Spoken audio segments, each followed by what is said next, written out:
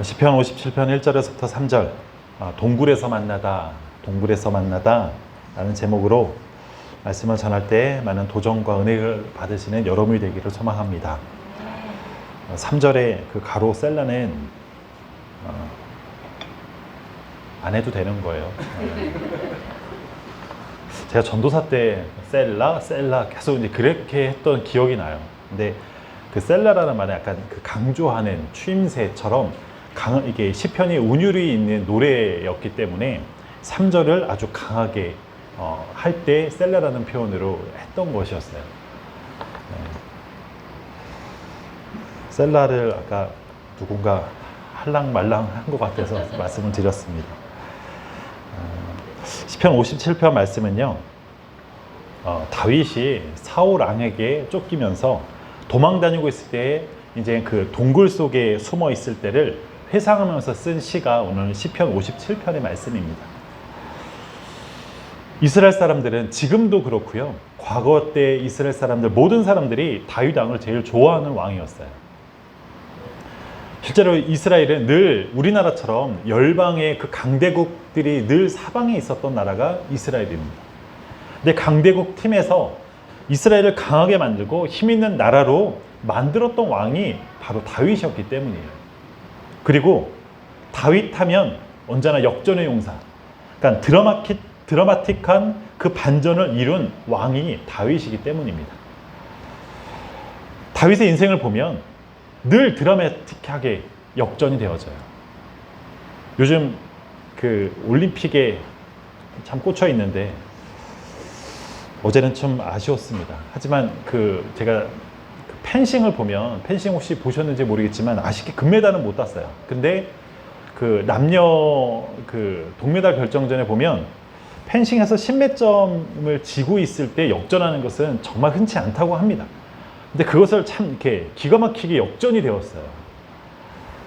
결과를 지금 아니까 제가 이렇게 그냥 참 그때가 참 역전이었다, 드라마틱하게 역전을 했다, 그렇게 말을 하고 있지만, 그 상황이 만약 내가 출전을 하거나 아니면 우리들의 자녀가 나와 연관된 사람이 출전을 하면 심장이 터지거나 아마 심장마비가 걸릴지 몰라요.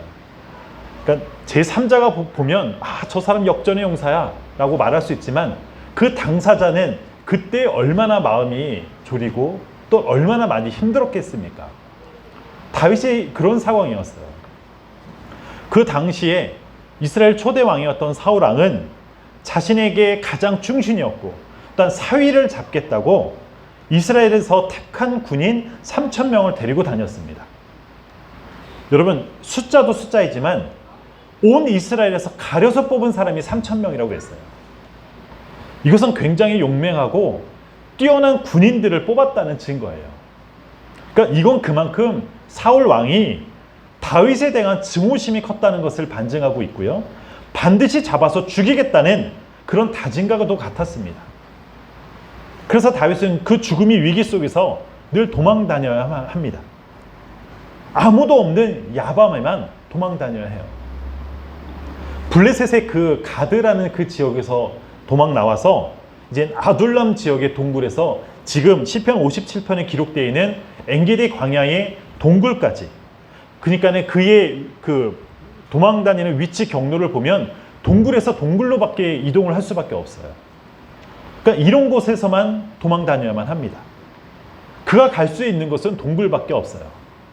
사람이 손길이 있는 곳, 그러니까 먹을 곳이 있는 곳은 사울의 군사들에 의해서 잡혀서 죽임을 당하기 때문입니다.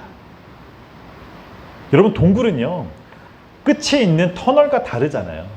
도망갈 수 없는 막다른 길입니다. 그냥 걸리면 끝장나는 거예요. 그런데 다윗은 이런 동굴로밖에 피할 수밖에 없었어요. 그곳에서 다윗은 자신의 삶을 되돌아봅니다. 도대체 내가 무엇을 잘못했는가? 다윗이 무슨 죄를 졌길래 이토록 나를 죽이려고 하는가? 자신의 모습을 되돌아보면 너무나 비참하고 처절한 인생이 그의 삶에 놓여져 있습니다. 먹을 것도 없고요, 제대로 살 수 있는 집도 없고 그냥 철저하게 도망자의 신세로 전락해 버렸어요. 언제 또는 어떻게 죽을지 모르는 알 수 없는 인생이 바로 그의 삶 바로 앞에 놓여져 있습니다. 굶어서 죽을 수도 있고요. 제대로 된 옷도 없이, 뭐 하나 짐도 없이 도망자 신세는 언제 어떻게 객사할지 모르는 그런 자신의 모습 속에 절망과 낙심밖에는 보이는 것이 없습니다. 여러분, 동굴 속은 캄캄해요. 자신의 어떤 처절한 인생과 같이 동굴 속은 캄캄하고 앞이 보이지 않습니다.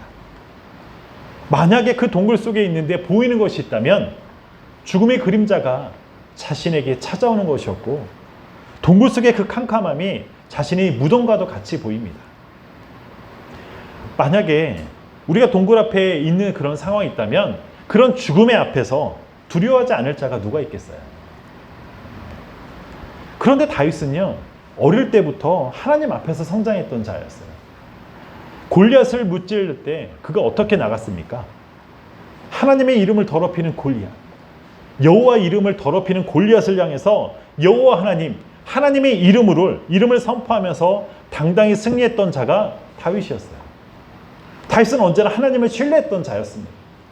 다윗은 늘 하나님의 마음에 합하려고 노력했던 자였고 하나님을 붙들었던 자였어요. 여러분, 그러면 하나님은 그렇게 하나님을 신뢰하면서 믿음으로 달려왔던 다윗에게 순탄의 길로 인도해 주셔야 되고, 그 어둠이 아니라 그 빛난 인생으로 그의 삶을 이끌어 주셔야 합니다. 그렇지 않습니까? 우리가 성경의 결과를 너무 잘 알아서 그래요. 우리가 다윗의 삶이 이렇게 해서 반전시켰어, 이거를 우리가 제3자의 시각으로 보니까 마음에 감동이 없어요. 여기에 저와 여러분들의 인생을, 내 인생을 대입해 보십시오. 우리가 말씀 듣고 배웠던 것처럼 다른 것 붙잡지 않았습니다. 진주어 대신 그 하나님을 붙잡고 있어요. 내가 내 것을 구하지 않았습니다. 나의 필요를 구하지 않았고, 내가 나 잘되라고 구하지 않았어요. 우리 그렇게 기도하지 않았어요. 나의 죄악을 고백했고요, 나를 불쌍히 여겨달라고 기도하고 있어요. 지난주에 회개에 대해서 배웠잖아요. 그래서 진짜 회개하면서 나아갔습니다. 나의 행위에 대한 그런 그 회개가 아니라 예수님과의 관계 속에서의 회개로 하나님 앞에 눈물을 흘리면서 기도했습니다.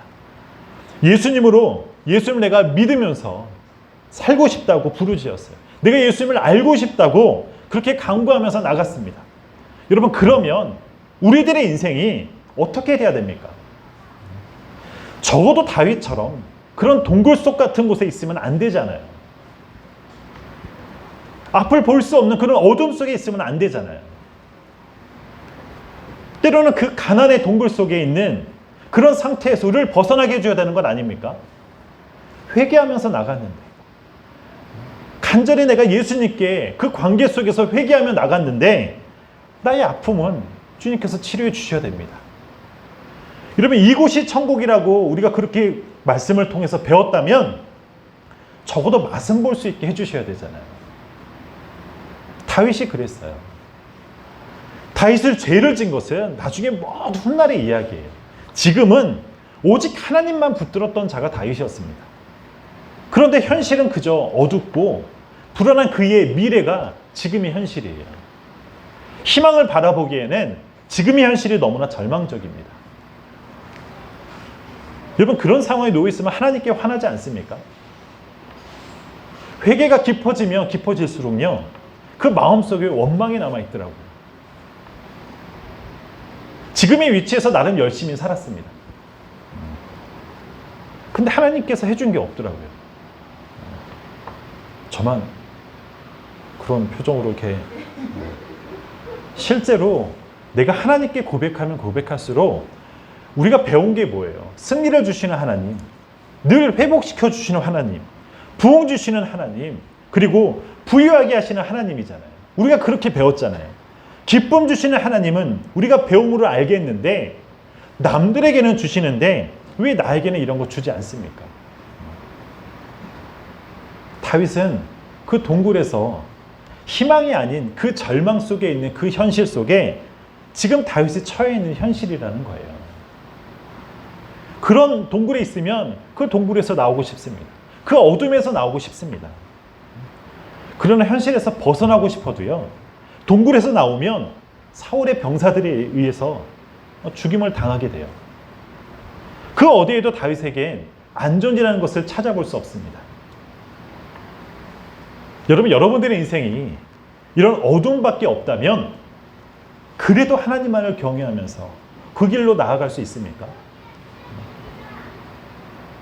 요즘 그 미국 경제를 어떻게 표현을 하냐면 스태그플레이션이라고 그런 말을 해요.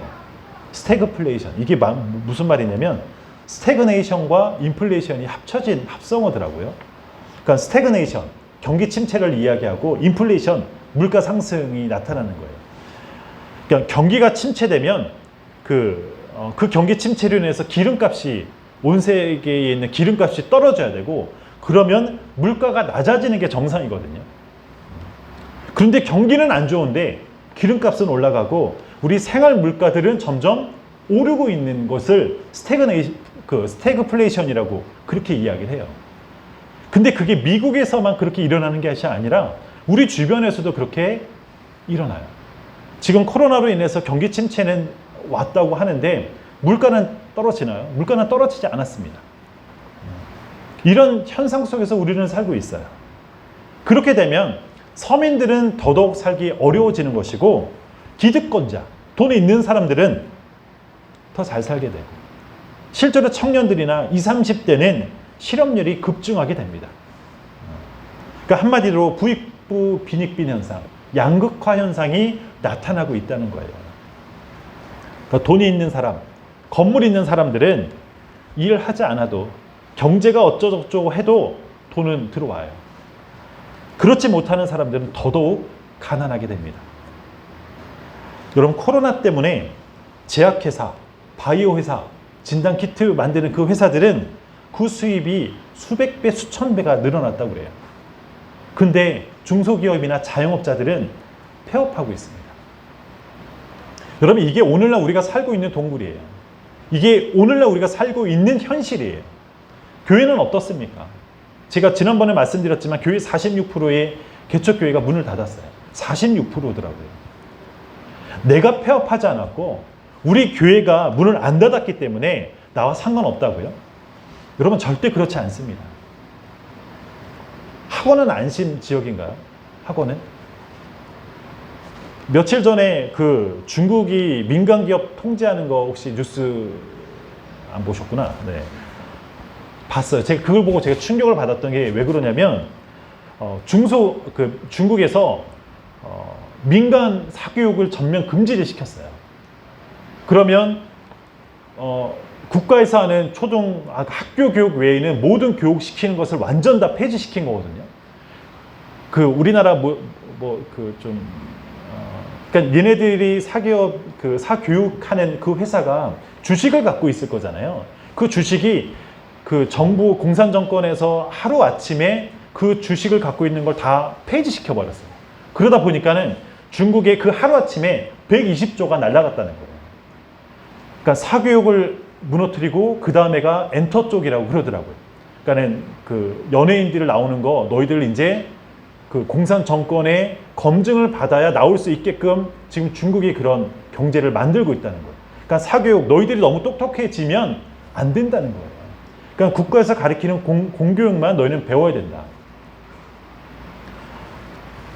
그러니까 내 주변에서 일어나는 일들이 나와 전혀 상관없지 않습니다. 어떻게든 다 영향을 주고 있고요. 영향을 받고 있는 게 현재 우리가 살고 있는 세상이에요.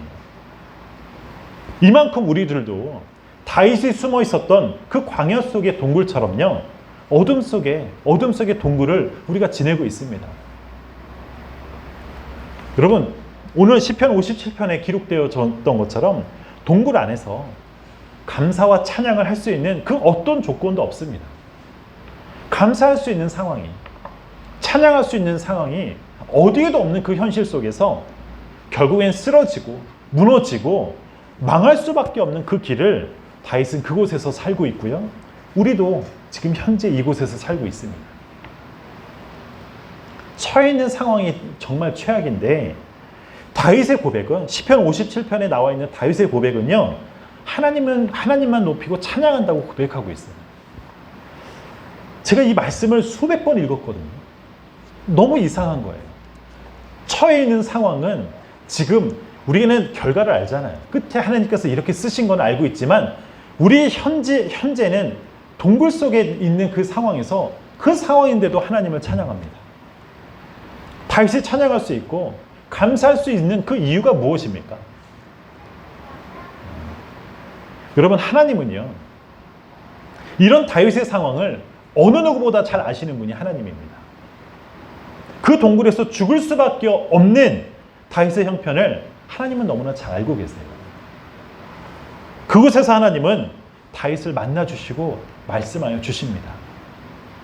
그 동굴 안이 바로 하나님이 함께하는 장소임을 다윗에게 알게 해줍니다. 1절 말씀 볼까요? 1절 말씀 보면 하나님이여 내게 은혜를 베푸소서, 내게 은혜를 베푸소서, 내 영혼이 주께로 피하되, 내 영혼이 주께로 피하되 라고 고백하고 있습니다. 내 영혼이 주께로 피하되 라고 다윗은 고백하고 있어요.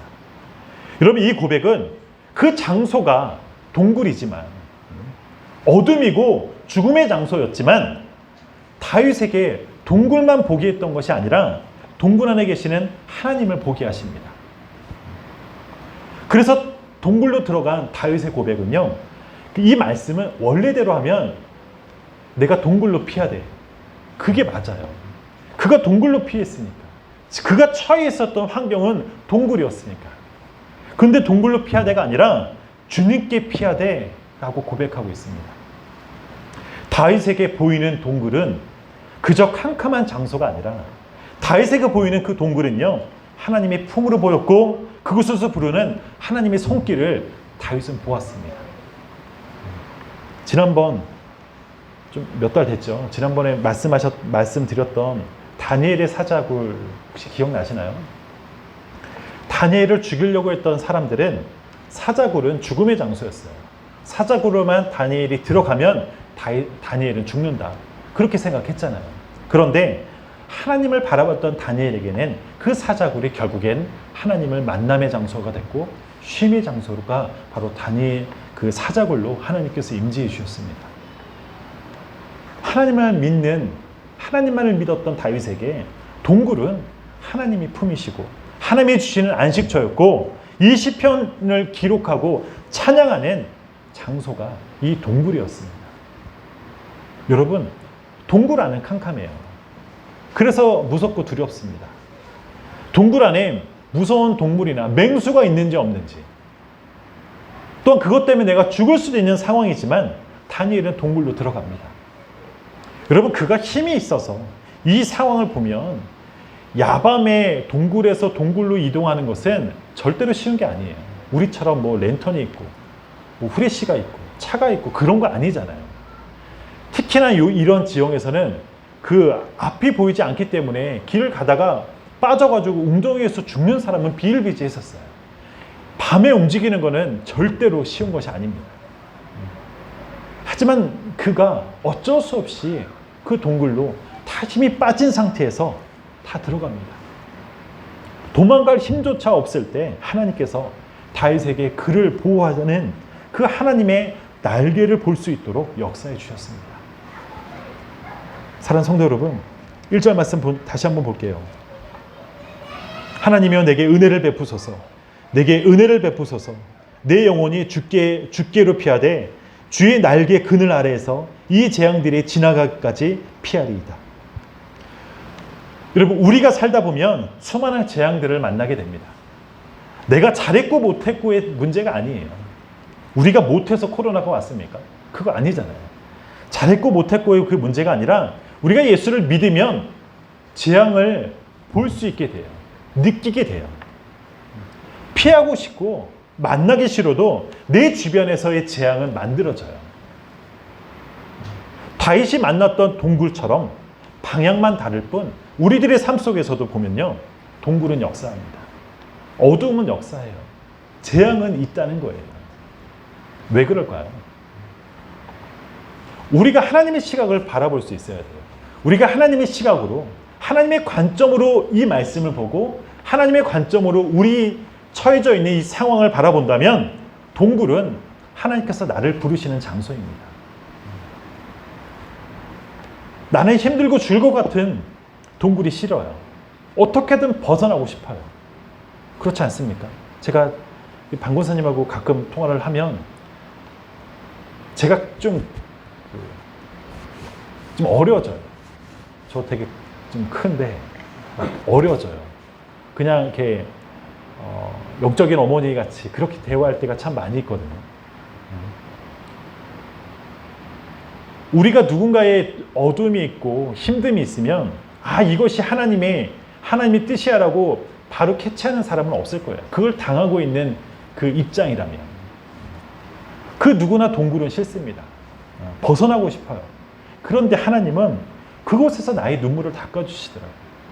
우리 인생을 되돌아보니까 그곳에서 그 현장에 그 어두움 속에 있을 때 나의 눈물을 닦아주는 것은 나의 가족들이 아니더라고요.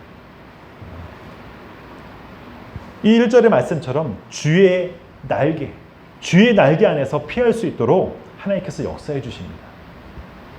동굴 속에서 하나님의 부르심을 여러분들이 들을 수 있는 저와 여러분들에게 간절히 축원합니다. 우리는 동굴이 없으면요, 주님을 찾지 않아요.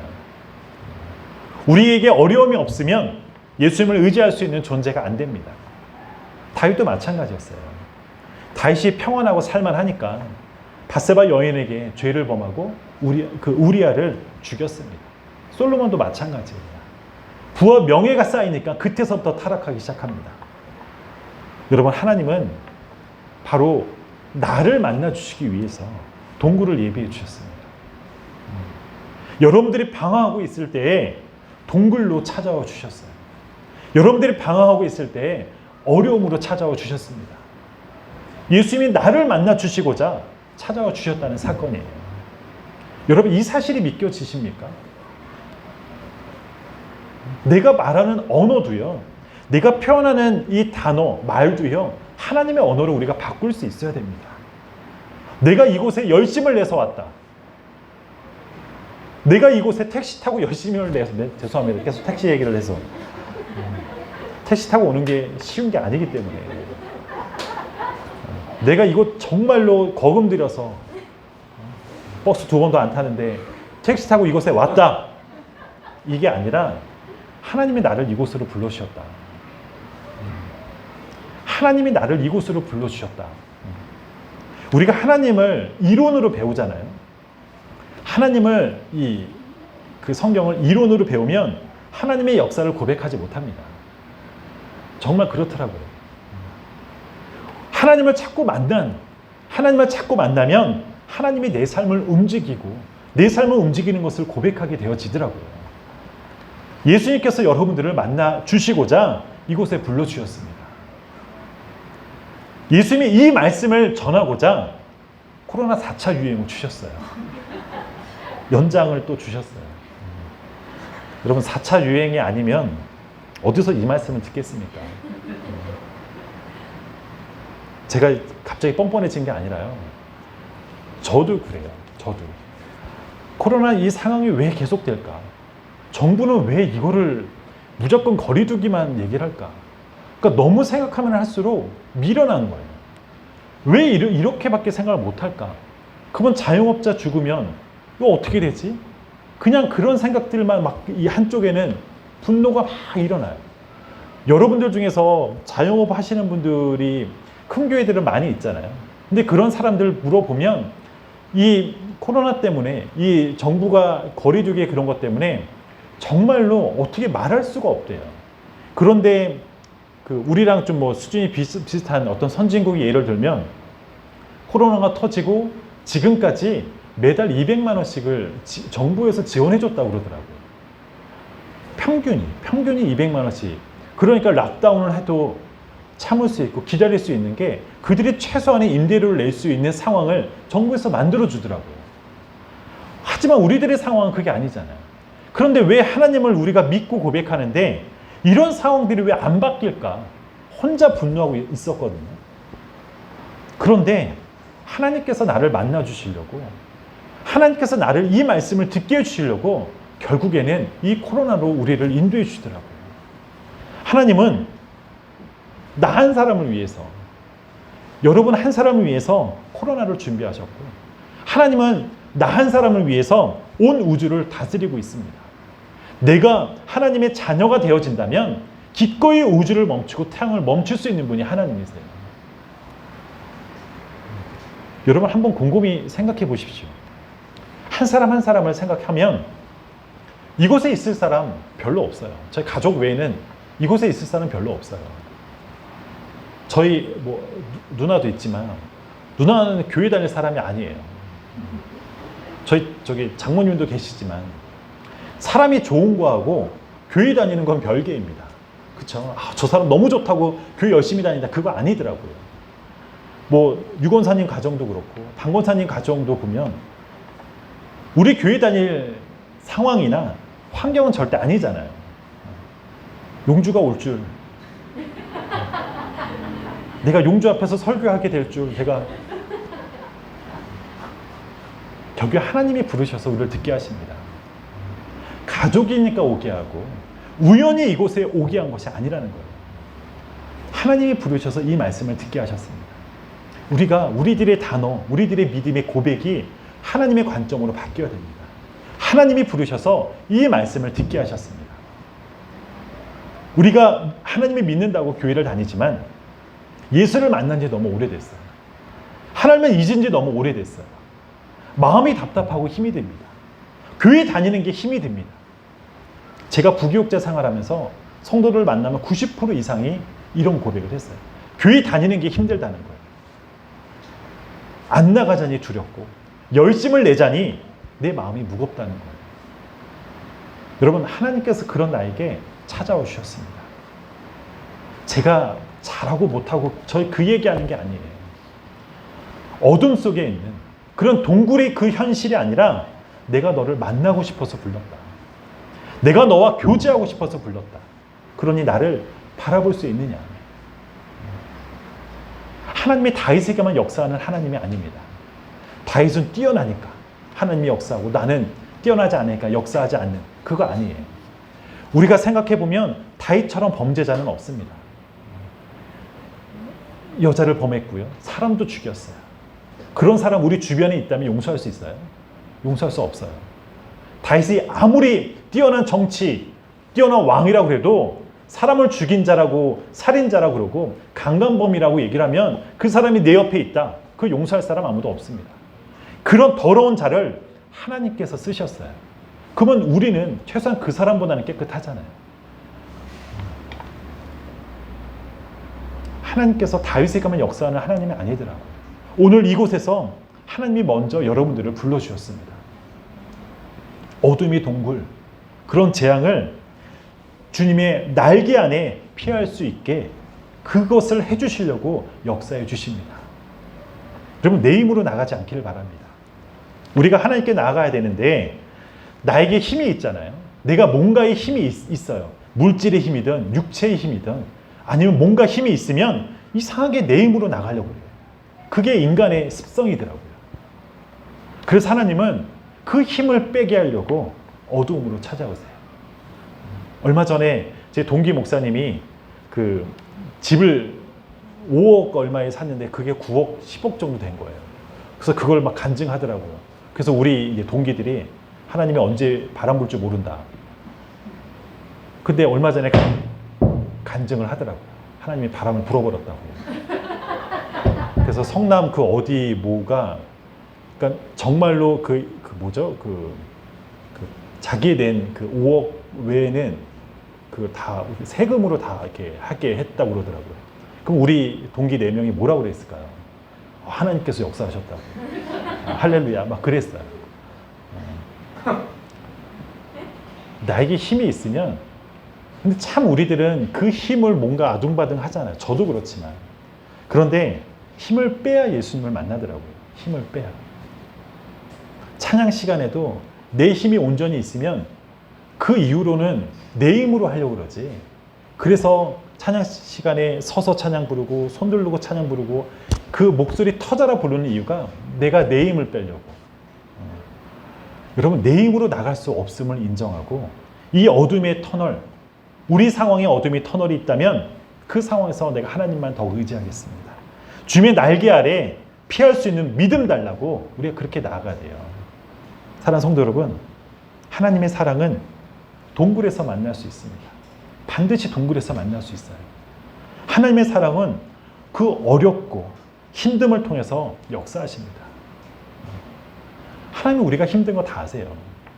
힘들게 사는 거, 아둥바둥 사는 거 하나님께서 다 아세요.